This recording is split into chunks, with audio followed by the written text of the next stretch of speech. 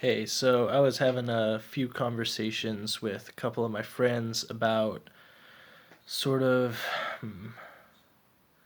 I guess, really the topic was on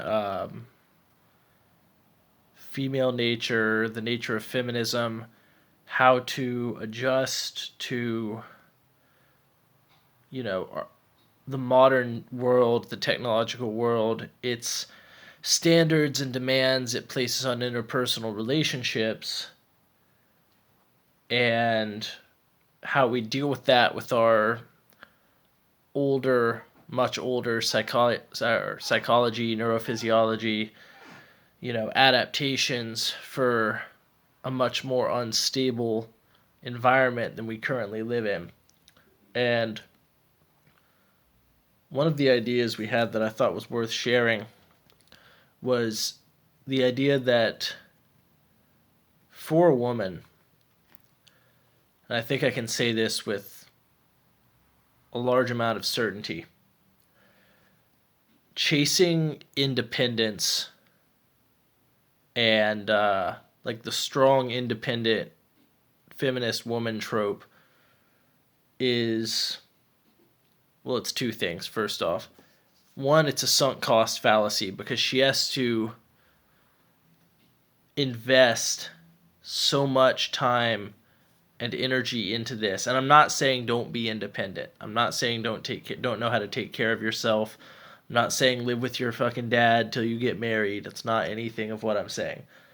But I'm saying the identity of the strong, independent feminist who don't need no man in this modern day and age is it's an investment that is does not have a high return on investment.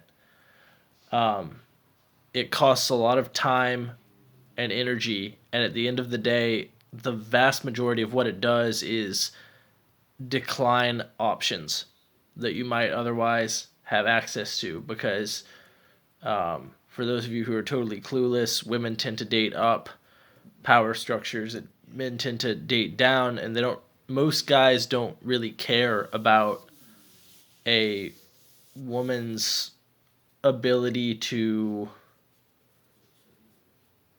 um, be powerful. Like, most guys don't care about their female partner's income.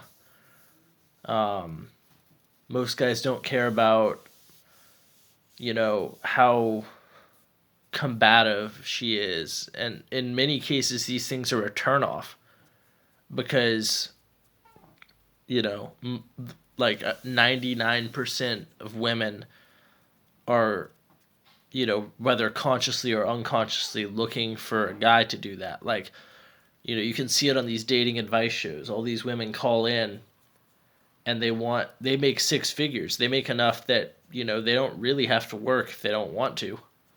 But they're looking for a guy who makes three times more than they do.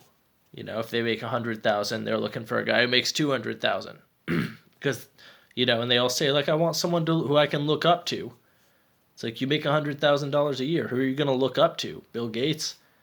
And the thing is, they decrease the amount of people who are going to be who would otherwise be attracted to them, and they decrease the amount of people that they're attracted to by putting in all this effort, because by the time they finish putting in all that work, they're like in their 30s or very late 20s, and that's when women become basically infertile. So, like, from an evolutionary perspective, why would a guy who makes $200,000 a year, why would he choose a woman who, like, makes 100,000 or 150,000 dollars a year, and it's like they're both working so much. There's never going to be anyone at home to take care of the kids. They're never really going to see each other because they're both pulling like 60-hour weeks. Um, like, she's not going to be there at home when he gets back. Like, she's not going to be able to help him with virtually anything, because here's the thing, and a lot of these women are like, I can give him business advice. It's like if he's running a company that makes multiple hundreds of thousands of dollars a year, he doesn't need business advice. He's not looking for a consultant. He's looking for a female partner. And, you know, on top of that, the more or the smaller the gap in productivity between her and him, it's like if she's right on his heels, that's just extra pressure. Meanwhile, if he dates, because most guys don't care about their woman's intelligence, they don't really care about her earnings. They don't care about her. They care about really just two things: not insane, and by insane I mean like emotionally volatile and unstable to the point where she would be dangerous around children. Or like an alcoholic, or like just irresponsible, like suicidal, borderline, a psycho, basically. You all know who these people are. And if you don't, you're lucky, but they're out there. So, anyway. Um, and two, most importantly, youth and beauty. Because both youth and beauty are signs that she's going to be able to produce good kids. Like, a guy's not interested in a female that makes like almost as much as him, because she's going to have like all these expectations that a 22-year-old swimsuit model that he pulls off Instagram. And girls like older guys too. It's not like they're just like, ew, you're gross, you're 40.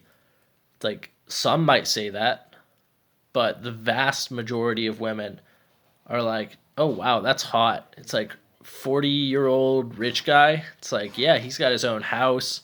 What are the guys her age doing? They're probably living with their parents and jacking off and like watching anime and fucking. They've never done anything in their whole lives. They don't have any aspirations. They don't have any skills. They're 22-year-old guys. They're useless. Guys don't even start picking up the pace until they're 30, really. Not usually. And that's fine, because they can have kids their whole life. Whereas women can only have kids till they're 30. Like, it makes perfect sense. And, like, as a final analogy, imagine. Here's an example for, like, the strong, independent woman who identifies as such. Like, I don't need no man. It's just me and my business and my ladies, blah, blah, blah, blah, blah. Versus, like, a girl who has, like, a job and she's stable. And she doesn't, like, she's got a good temperament and she's attractive. And, it's like, it's not insane. It's not like making all these moves, working 50 hours a week, driving a red sports car around, like effectively being a man, like being masculine, but all the worst aspects of masculinity, like egotism, arrogance, like manifest destiny, dominance, fucking aggression behavior, like all the shit feminists talk badly about male nature, like, oh, they're arrogant, they're egotistical, they want to conquer everything. And it's like, then you get these like strong, empowered women driving around in their high-powered red sports cars, like pulling six figures and like crushing people in business. It's a contradiction. It's like, as opposed to, like, imagine that type of person versus the person as at just a regular job. She's not super wealthy, but she's not incompetent. She lives on her own. She's got her own place. She doesn't work all the time. She's not like insane pulling 50, 60-hour weeks to like make ends meet. She doesn't have a Gucci Rolex or whatever the fuck. She's not dressed like a rapper. Like she doesn't have a fucking Glock in her glove compartment of her fucking stupid car with no muffler that costs like 3 years' salary. Like, imagine you're going to the pound to get a dog. And it's the pound. It's not like an animal shelter where they're like raised there and like they've been brought up there and bred there. No, it's not like that. It's like people leave their dogs out and the pound grabs them and now they're for sale. So you can go get a dog. Now like imagine that you've got this like in one cage you've got a pit bull, like a big nasty fucking pit bull, and it's like mean as hell. Like it's not like a nice domestic pit bull. Like it's big, it's got the head of an alligator. It's like gnawing on the fucking bars and like headbutting the bars, and it's like shaking the thing and like barking. And its whole body language is like I'm a strong independent dog. I don't even need an owner. I don't even need you. I can go out and I can kill some cats and I can eat. I don't even need you to feed me, motherfucker. You know, it's like doing pull ups. It's got teardrop tattoos up under his eye. You know, like it doesn't give a fuck. Like it's a strong, independent pit bull. And then in the next cell over, next option, you've got a nice, still strong, but calm, domesticated chocolate lab, you know? And you can pet it and it actually nuzzles you with affection. Like it doesn't bark at you. Like it could probably go and like catch a squirrel if it wanted to. It could kill rats around the house, but it's not its dominant personality trait. It doesn't pride itself on its independence because it knows dogs and people work better together. It's an interdependent sort of thing. It's not hyper individuation, it's not hyper individuality, and it's not needy. It's not codependent. You know, my family brought home this little when I was still a teenager and lived with them.